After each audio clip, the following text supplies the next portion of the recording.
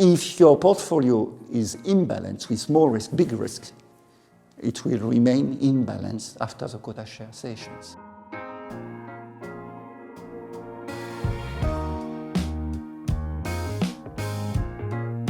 There are different types of quota share treaties. A fixed percentage on one line of business, or a fixed percentage on a number of lines of business. So that will be a multi-line quota share.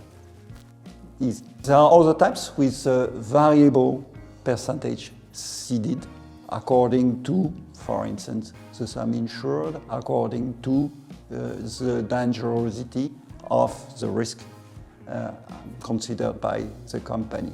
Say, for instance, you have a 10% quota share on simple risk, small sum insurers. In fact, you don't really need to cede such type of risk, but you cede them together with a 50% quota share on industrial risk, which are much more volatile, and so to get a better balance or better conditions from your reinsurers.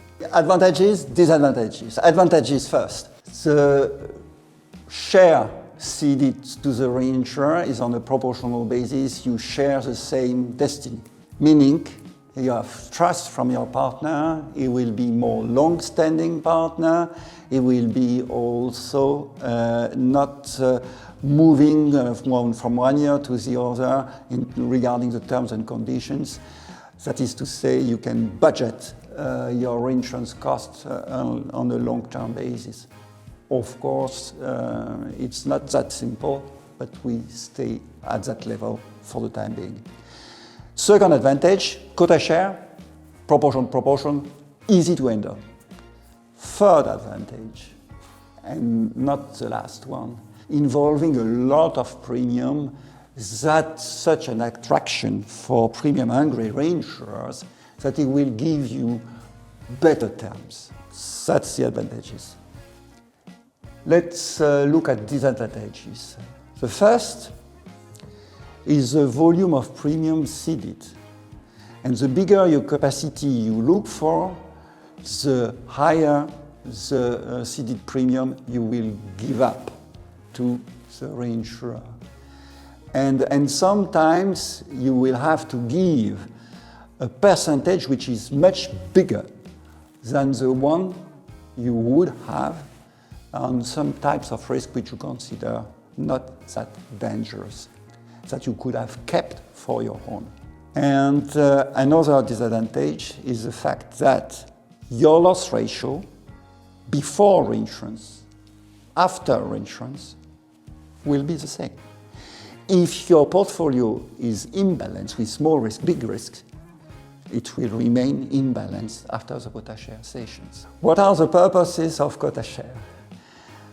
First, to take into account solvency requirements from the authorities. The insurance company would like to take more risk, take more premium at the same time, but they have limited financial means, and they have to have assets to face the commitments which they are taking.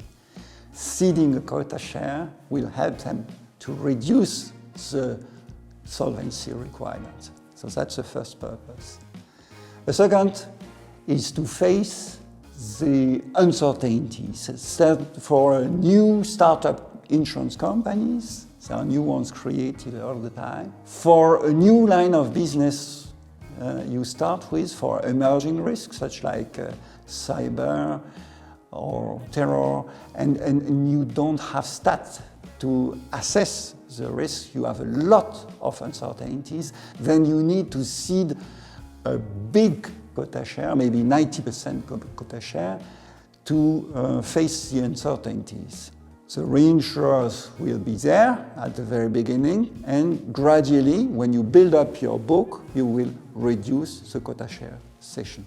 The third use of quota shares is to protect against claims frequency deviation. You may have only a few points down or up, but it means a lot of money on a large book of business. For instance, motor, which is the main volume of premium on the non-life side in many countries. The fourth one is when you want to make money out of the ceded premium by having higher conditions than your own cost. And you can get better terms, and it will come to your benefit by ceding a certain percentage. And that's one of the value of quota share treaties. All of that for quota share, which can be used on its own or combined with other type of reinsurance business. And next time we will see the surplus treaties.